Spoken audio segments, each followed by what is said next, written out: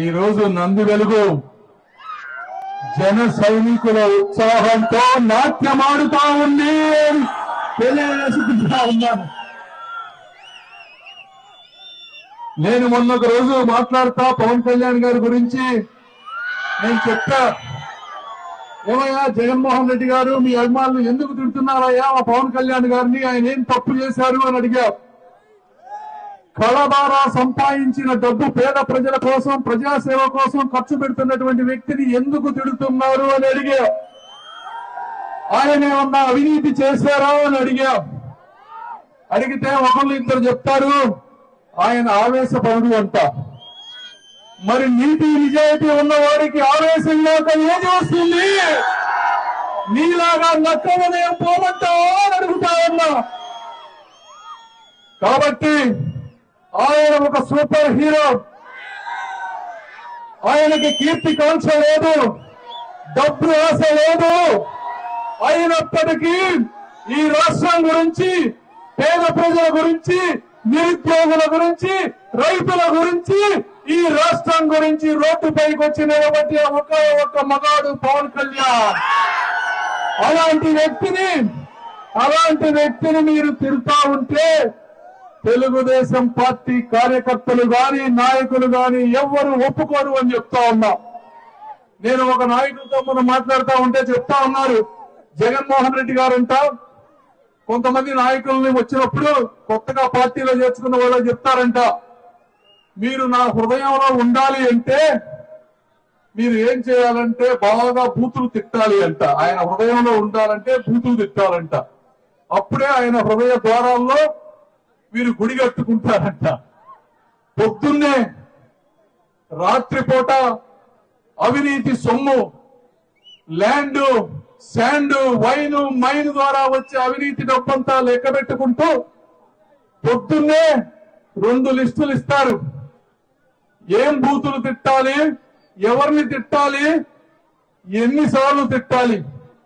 ఇవి తప్పించి ఒక నీటిపారుదల శాఖ మంత్రికి ఈ రాష్ట్రంలో రైతులు పడేటువంటి కష్టాలు, ఎన్ని నీళ్లు వదలాలి, ఎంత నిల్వ చేయాలి, ఎన్నిసార్లు వదలాలి అనేటువంటి కనీస జ్ఞానం లేకుండా వీళ్ళందరినీ భూతుల మంత్రులుగా, నోటిపారుదల శాఖ మంత్రులుగా తయారు చేశారు, నీటిపారుదల శాఖ మంత్రుల్ని.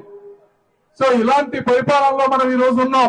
మరి ఇక్కడ తీసుకుంటే రాజధాని ప్రాంతంలో మీ అందరికీ తెలుసు రైతులు ఎంత నష్టపోయింది అని. ఒకప్పుడు ఎకరం ఉండేటువంటి ల్యాండ్ రాజధాని రావడం వల్ల ఎంత పెరిగింది, మళ్ళీ ఈ రోజు ఎంత పడిపోయిందో మీరందరూ అర్థం చేసుకోవాలి. మరి చుట్టుపక్కల ప్రాంతంలో డ్రైనేజ్ సమస్యను పూర్తిగా వదిలేశారు. రోడ్లు, సిమెంట్ రోడ్లు అప్పుడు తెలుగుదేశం పార్టీ ఉన్నప్పుడు కానీ, మనోహర్ గారు ఉన్నప్పుడు కానీ వేసిన రోడ్లు కాకుండా ఒక్క రోడ్డు గాని, ఒక్క తట్ట మట్టి గాని ఎక్కడన్నా పడిందా అని మీ అందరూ అడుగుతా ఉన్నా. లేదు కదా. గ్రామాన కులమతాలకు అతీతంగా కొన్ని వేల కిలోమీటర్ల సిమెంట్ రోడ్లు తెలుగుదేశం పార్టీ ఉన్నప్పుడు వేస్తే వీళ్ళు అధికారంలోకి వచ్చిన 4.5 సంవత్సరాల్లో ఏం చేసేవారు అంటే జనసేన, టీడీపీ కార్యకర్తలు, నాయకులు ఎక్కడ ఉన్నారో గుర్తించి వాళ్ళకి ఫర్టిలైజర్స్ రాకుండా చేయటం, లేకపోతే వాళ్ళు పండించిన జొన్నని గాని మొక్కజొన్నని గాని కొనకుండా చేయటం, ఒకవేళ అమ్మిన తర్వాత కనీసం మిగిలిన గోతాలు కూడా ఇవ్వకుండా కాజేయటం, ఇలాంటి నీచ రాజకీయ సంస్కృతిని తీసుకొచ్చి తెరలేపారు. అంటే ఇలాంటి పిచ్చి రాజకీయం మాకు చేత కాదా? మేము చేయలేమా? అధికారం నీకు శాశ్వతమా? మేము కూడా అలా చేస్తే తెలుగుదేశం, జనసేన కార్యకర్తల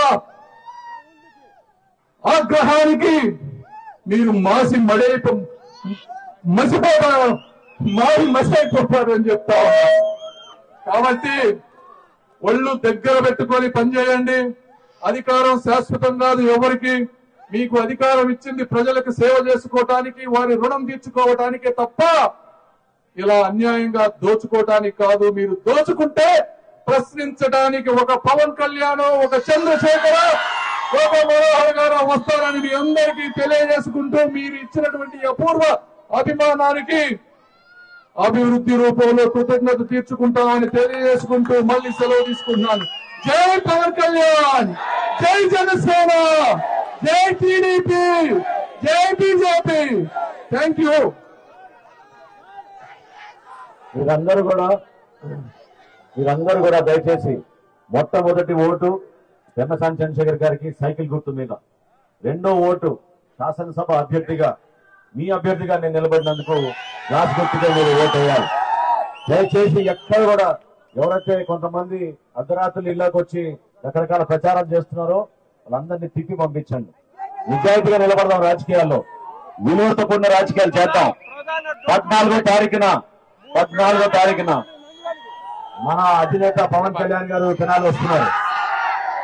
మీరందరూ కూడా రండి, వచ్చి నిలబడండి.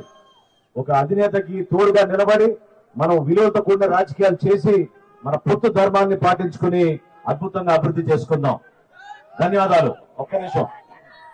ఒక 2 సమస్యలు ఉన్నాయి ఇక్కడ. నాకు తెలుసు ఇక్కడ ఉన్నటువంటి డొంక రోడ్లన్నీ పాడైపోయిన మాట వాస్తవం. వచ్చిన వెంటనే మనోహర్ గారు నేను కలిసి తప్పకుండా చేస్తాం. అదే విధంగా ఇక్కడ హై స్కూల్ కూడా దాదాపు 1,90,00,000 రిలీజ్ అయింది. హై స్కూల్ కి నాడు నేడు ప్రోగ్రామ్ అని. దాంట్లో ఇప్పటి వరకు 90 లక్షలు మాత్రమే రిలీజ్ చేశారు. ఆ 90 లక్షల రూపాయల రిలీజ్ కు తగ్గ పనులు జరగని మాట వాస్తవం. ఇందులో చాలా మంది డబ్బు కాజేశారు. మీరు ఆ ₹1,00,00,000 ఎప్పుడు రిలీజ్ చేస్తారు? ఈ 90 లక్షలకి జరగాల్సిన పనులకి లెక్క చెప్పండి. లెక్క గనక చెప్పపోతే మేము వచ్చిన తర్వాత ఎన్ని కక్కిస్తామని తెలియజేసుకుంటూ సెలవు తీసుకుంటున్నాను. Thank you.